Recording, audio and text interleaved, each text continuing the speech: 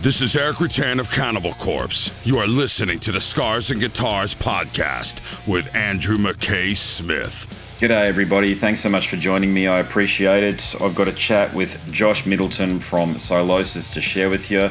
He has just left Architects, so we talk a little bit about that, but the catalyst and indeed the focus of this chat is all about the new album from Sylosis called A Sign of Things to Come. Now, if you've tuned in via the podcast apps, I've got a tune to share with you. This is the title track from the new album. You people on YouTube, you know the drill. Unfortunately, I can't share music, so we'll cut to the conversation right now. Either way, let's dive into it. Let's go.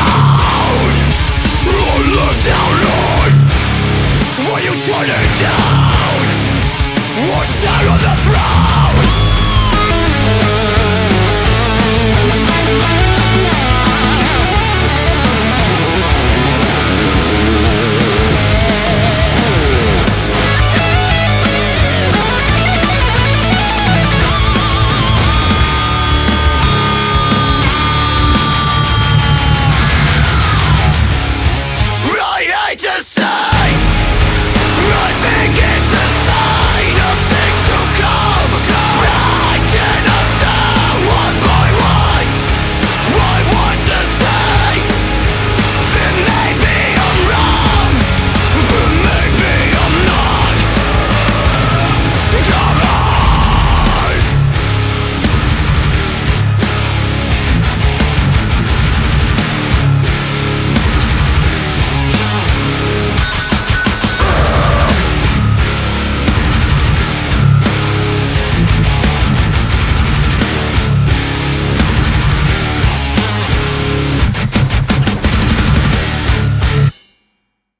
the calls or the Zoomers as they are these days? How have they been going? Because I know you've had about 3 or 4 before me. Yeah, good. I've had like 2 days before this, all Australia and New Zealand, and it's really cool to kind of hear a lot of people in Australia like very familiar with the band, looking forward to the shows and stuff. It's kind of like a new revelation because we've only done one tour in Australia. It was Soundwave 2013, 10 years ago, and we've just seen some stats like our Spotify numbers. Like Australia's the 5th best market for us for streaming in the world. So it's cool. It's really promising to know that things are doing well for us over there. Yeah, I think I have some insight into why the band's been going well, but I'll get to that because the first question I have for you is that the new album is called A Sign of Things to Come. And I read your interview on guitar.com, and it was a pretty insightful interview for them, I've got to say. But you were quoted as saying that you feel like this album's a secondary debut. In what way do you feel it is a second debut? I think, funnily enough, this is like the closest we've sounded to how the band wanted to sound when we started. So like we started when we were 12, 13, around that time. And we didn't release any music for the first like 4 years.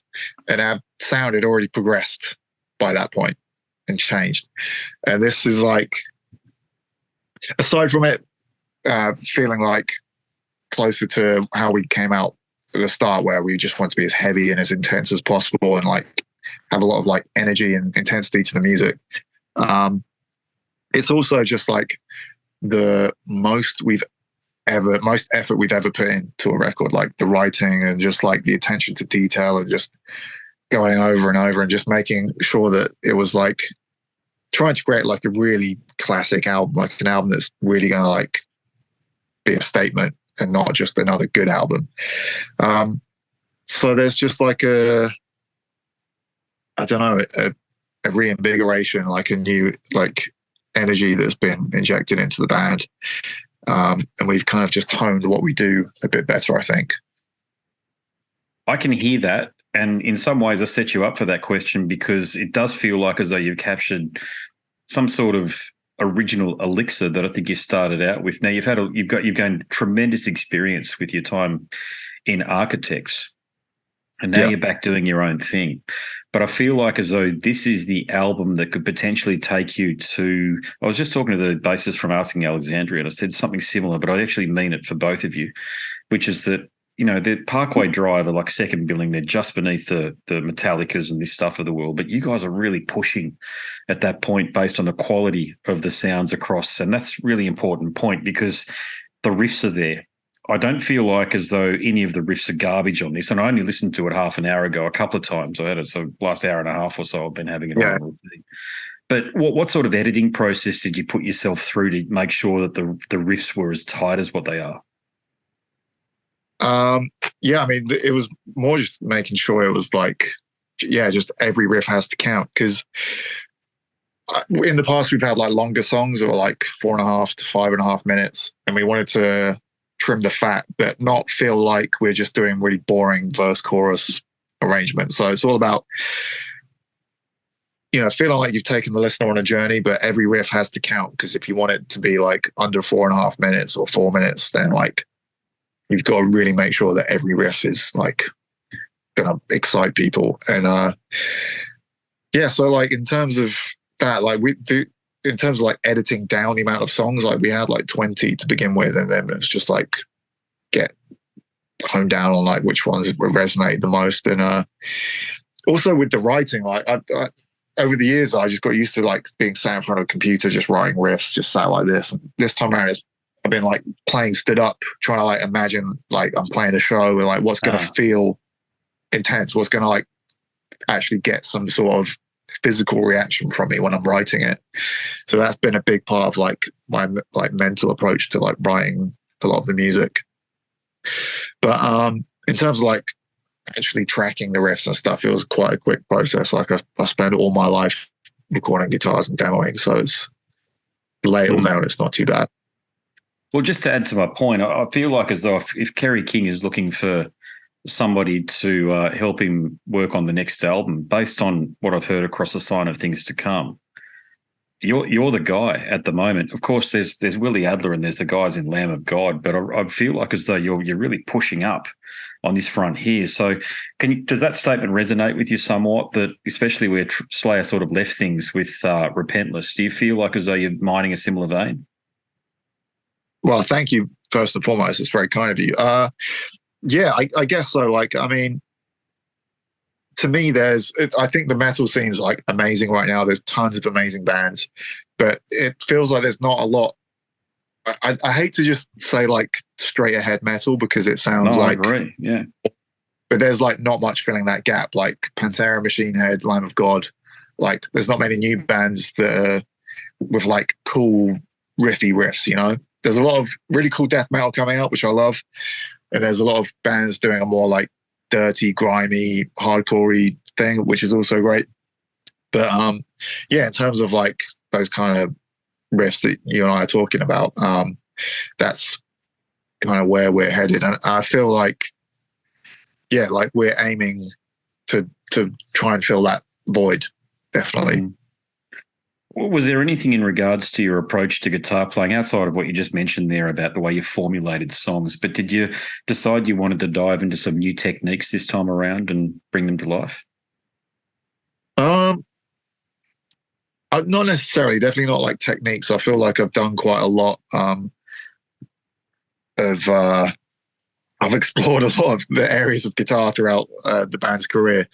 But just, yeah, maybe mixing up the types of riffs we do, and there's a bit more variety on the record. As much as like I can confidently say it's probably our heaviest material, there is obviously variety on the record and a variation of sounds and stuff. And I think we're not going to like leave our sound in the past in terms of what we've done, but we're going to like branch out from where we have been and try different things. And there's a bit more like groove and like stompy kind of like riffs that are going to go down well on big stages and festivals or arenas. Like, that's kind of, we wanted to try some different like tempos, and there's a lot more, just different types of riffs for us. Now, Conjure are a great extreme metal band, and you've got one of their members in your band, that being bassist Connor Marshall. So did he contribute to the writing in any way? Not as much like in terms of the writing, but more in terms of like, I guess, helping with arrangements and stuff. And I really was like seeking out like the other guys like involved as much as possible. I was trying to get riffs out of them, but it's hard sometimes to like pry riffs out of the other guys. But I genuinely really like it. I like to kind of like if someone brings a riff or like half a song to me, that's such a great starting point for me, as opposed to me just coming up with something from scratch. So I do like that. But there wasn't a lot this time around, but I'm going to keep pushing them to write more. Yeah, fair enough. Yeah. Look, I feel as though, given you've just left Architects, who have a pretty big profile, it's fair to say, I feel like as though you've really accomplished yourself on this album here. But do you feel the same way in terms of that'll lead to a rise in the profile of Sylosis?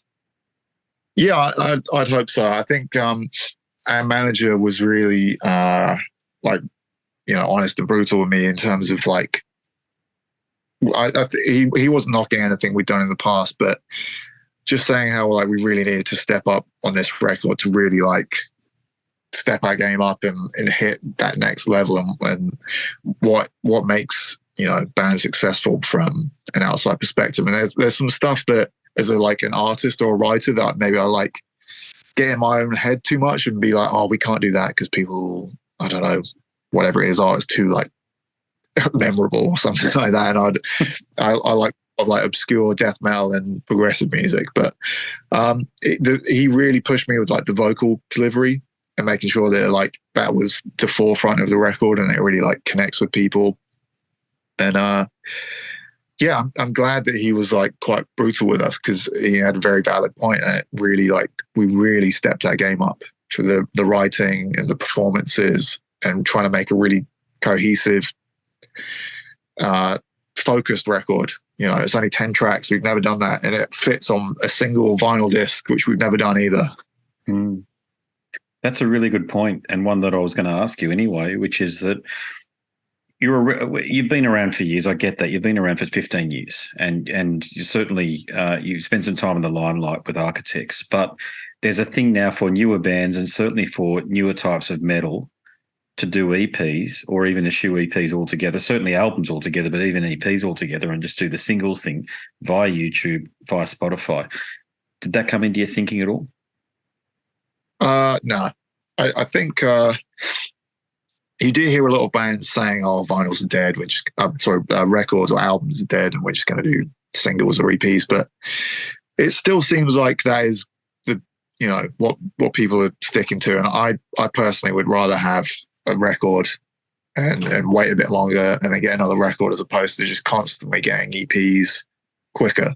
I feel like having a bit of time between releases for fans is good to kind of, you really dig into that record and listen to it and focus your time and energy on it. And it gives the band time to maybe progress a bit more, a few steps ahead, as opposed to if you just keep releasing music like every year and that kind of thing. And yeah, I don't know. I still really like albums as a way to release music. What sort of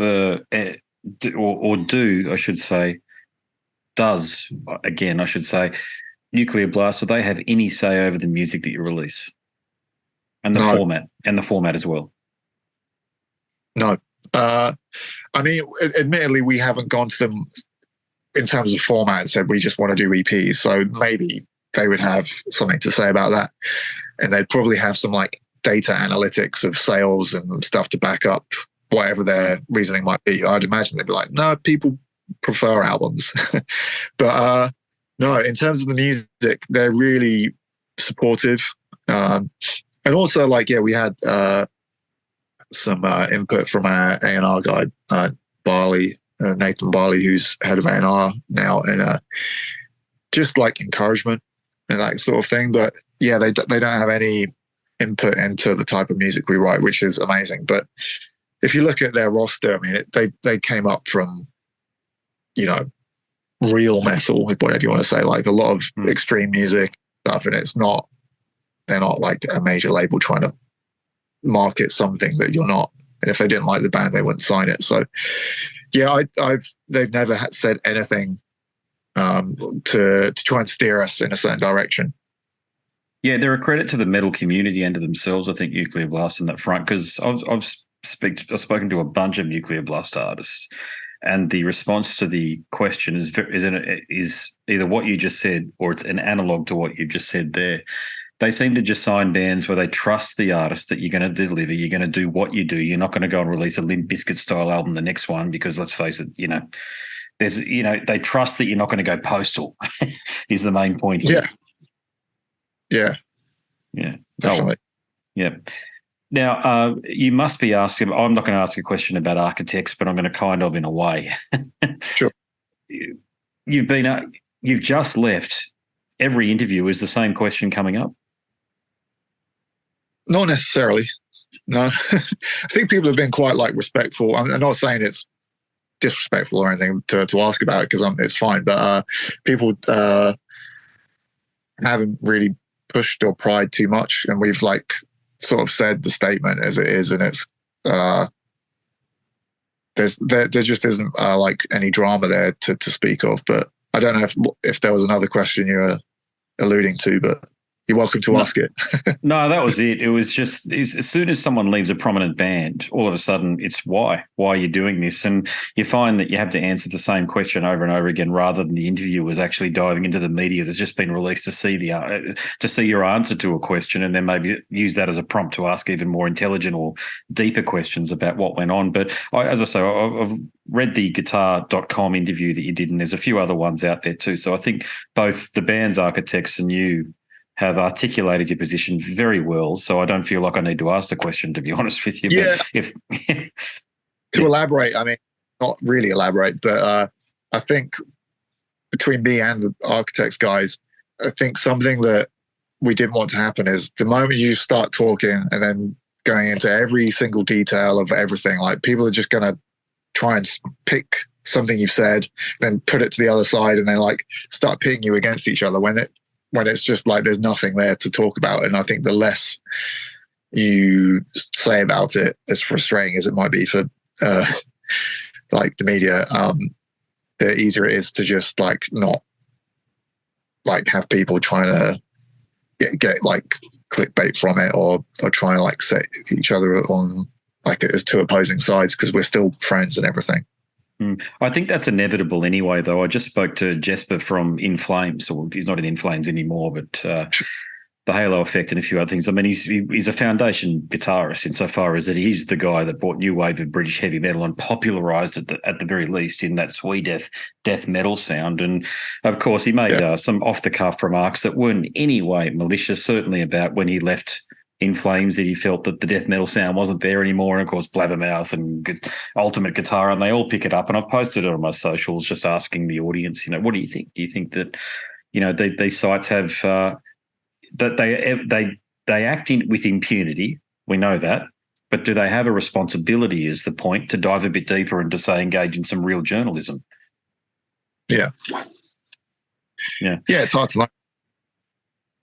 Yeah, well, they're in the business of hits and clicks. That's it, and that's what I've tried to explain to my audience, because a bunch of my stuff gets picked up by Blabbermouth, and I just say the same thing, which is great to see that they've picked up something, but the reason they do it is because they get paid money via advertising revenue through clicks, and just understand that's the game. Yeah, exactly. Yeah. What about the highlight?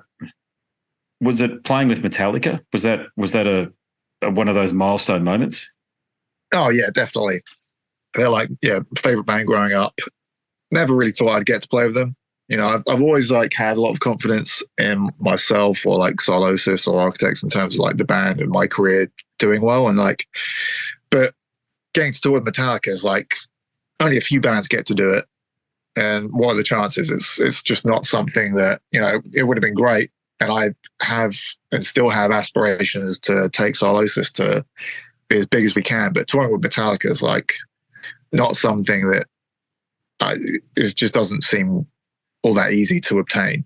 And it also, Metallica like curate the bill to a degree, I think, themselves. So getting put forward for that slot and having it agreed upon, it's rare. So it was insane. Dream come true. I grew up watching videos of them as a kid, like VHS tapes of, the Black Album stuff, and playing in the middle of the room was not something I ever thought I'd get to play on a stage like that. And it's very weird and hard to get used to. And the stage that they have currently is like the biggest version of that they've ever done. And we'd each have our own little spot. So I've got like my microphone, my water, my guitar tuner, but you'd all have to keep like moving around the stage, keep things interesting. And you get like halfway around the stage, I'm like, oh shit, I need to do some backing vocals, and I have to like run there. And the amount of time I was too far away to get back to my microphone on time. Yeah. It was really cool. They were super friendly. We met them, and really? Really. Yeah, right. Yeah. What was your perception of Lars? Really nice. I mean, I'm a huge fan of that guy, and I'm talking from like from what I get from his like personality. Like, I think he's just got a good sense of humor. Like, there's a bit of maybe like a cocky thing that people seem to get from him, but I think there's also like a level of like humor and fun with his personality. So like, he was great, super friendly, funny, very like humble, and like just they really seemed to want to like make sure we were looked after and stuff. Yeah, he's. Yeah, I've had very similar responses from other people that have met him. I think it's just the way he conducts himself in interviews, and the fact that, in mine and many other people's opinion, he's not the greatest drummer for the band. So he tends to cop a bit of stick from the fans. But yeah, there's no question that without him, I don't think the band would be anywhere near as successful as what they are. I mean, you can tell he's got a real. I mean, not from my interaction with him, we didn't really talk, business or anything, but just. And over the years and what you see of him, you can really tell he's got a vision, and he's got interesting ideas, and really helps like curate the band's career and everything they do. So I've got a lot of respect for him. And personally, like, I know he's not like that technical as a drummer, but sometimes that's just the most satisfying thing to do, the simple stuff, you know? Oh, I listened to, I can't recall the name of your drummer, sorry, but compared to what, say, Chris Adler does, or even the bloke I saw the other night from Peru that's in David Ellison's Kings of Thrash. When I say even, he was absolutely tremendous, by the way, but compared to what Lars does, and there are that many live videos out there that are recorded on iPhones and Android devices out there where he skips a beat or does something or that sort of, you can see, I remember seeing Metallica in 2010 in Brisbane, and they were out on one of the songs. It might have been Battery because it's so fast, but remember at the end of the song, James turned around and said, well, at least 3 of us managed to stop on time or something like that, just taking the piss out of him. It was just one of those moments. So that's a point. Did you actually have some decent interface time with James as well? Yeah, I got to meet him and speak to him, and I've got a cool picture of him. I've got a cool picture where him and Rob came to our dressing room on the first show and gave us this cake with their logo on it and stuff. I've got a nice picture of me holding a cake that I'd just been given from James Hetfield. Yeah. Spoke to him for a bit, told him I loved some of the riffs from the new. Well, I think the new record's great, but there's a funny picture of me my face skewed up because I'm literally going, I love the riff in Crown of Barbed Wire that's like, and my photographer got a picture of me like that, mouthing one of his riffs to him. So I got some great moments in time captured in photographs. But he was, really, really friendly, really cool guy. I didn't, spend a lot of time with them, but it was very cool. Yeah, but that's great though, isn't it? I mean, to your point, very, very few bands get to do that. What you just mentioned. Yeah. At least get a cake. Exactly. You got a cake from James Hetfield. Exactly. Yeah. I'll make this my final question for you. Australia, is there? Obviously, you've spoken about the popularity of the group down here, so there must be plans to come down soon. Yeah. I can't divulge anything because nothing's set in stone. But it looks like we'll be over in the hopefully the first half of next year if everything goes to plan. And that'll actually potentially be the second tour of the album cycles, which is very exciting. So fingers crossed.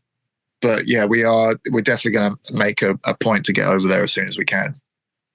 I'll be in the crowd, no doubt. Yeah, I can't wait to see you guys live. Actually, just based on your album, we have actually spoken before in the previous album, and I was impressed with that. But this one here, I think, has just got that touch of class to it that you need to sort of get over and above.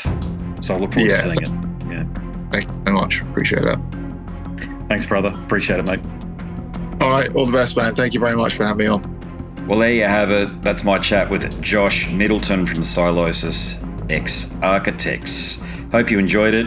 If you did, there are many more just like it over at scarsandguitars.com. And if you like listening, maybe you like reading and I've written a book. So click on the link in the banner and you'll be taken to a marketplace of your choice. Just download a sample. Just give it a taste. If you like, we're all on our devices these days, aren't we? So you're already on your device. You might as well go to Amazon or whatever marketplace you go to and download a sample and give it a bit of a try. And if you do complete the purchase, do hit me up because I want to thank you personally for doing so. There's some more information to share with you to entice you into checking out the book, but before we get there, I'll bid you a fond farewell. My name's Andrew Mackay-Smith and I'm the host of the Scars and Guitars podcast. Until next time, it's a goodbye for now. This is Eric Rattan of Cannibal Corpse. You are listening to the Scars and Guitars podcast with Andrew Mackay-Smith. I've been the host of the Scars and Guitars podcast since 2017. The first musician I interviewed for the show was David Vincent from Morbid Angel, and things have just snowballed from there. In all, I've posted almost 650 podcast episodes featuring conversations with many of the leading lights of rock, heavy metal, and beyond. It just got to a point where I thought, I need to write a book about all this, so that's exactly what I did. In Scars and Guitars Volume 1, you'll read a heap of deep reveals and commentary, such as Des Fafara talking about Coal Chamber and why the band will never return. If you're a band just starting out, you need to hear me. Do not start a band with partners. ever. Yeah, wise words there. Sage advice, mate, for anybody. Don't ever, because I can't go do Cold Chamber right now unless I get others involved. Phil Anselmo talks about the episode in his career which gives him the greatest sense of accomplishment. I think the staying power of the fans and the staying power of the songs, you know, whether it's Pantera, Down, or Superjoint, the fans remember the songs. Alex Skolnick from Testament confirms that, yes, playing the guitar in Ozzy's band is anything but an ordinary gig. Will Silent Oz from Dimmu Borgir write a book? Pa from Sabaton gives advice to people who want to start a band. Look at the team around you, look at the bandmates. If the guys want to be on the stage, then it's all cool. If the guys want to be backstage, then it's not going to be cool. Current and former members of Cradle of Filth discuss the band's seminal 90s material. Read about the reaction to George Lynch and Mark from Suicide Silence's comments when they throw shade at then President Donald Trump. We have this idiotic monster, you know, this egotistical, self-aggrandizing, complete piece of shit in there. I just can't understand how we've gotten to this place. And yeah, we kicked a hornet's nest with Sepultura. Percussive overlord Gene Hoglan talks about recording with Chuck Schuldiner. Chuck was always, he was very open-minded, and he was into having his musicians that were playing with him just reach out for the best stuff that they had. Phil Campbell from Motorhead discusses what it takes to get sober. John Five answers his critics who dismiss his tenure with Marilyn Manson. You know, my name is John Five, and Manson gave me that name, and I had some of the best years of my life in that band and learned a lot. And we get the lowdown on Treyarch Zagtoth from those who would know, including his mother. All across Scars and Guitars Volume 1, there are moments of tension, relief, tragedy, exhilaration, and throughout it all, you'll obtain insight that I believe no one else has managed to obtain from many of your favourite artists. So treat yourself. Scars and Guitars Volume 1 is currently available as an ebook with a print edition on the horizon. Follow the links attached and download a sample. I'm sure you'll be compelled to read the whole book.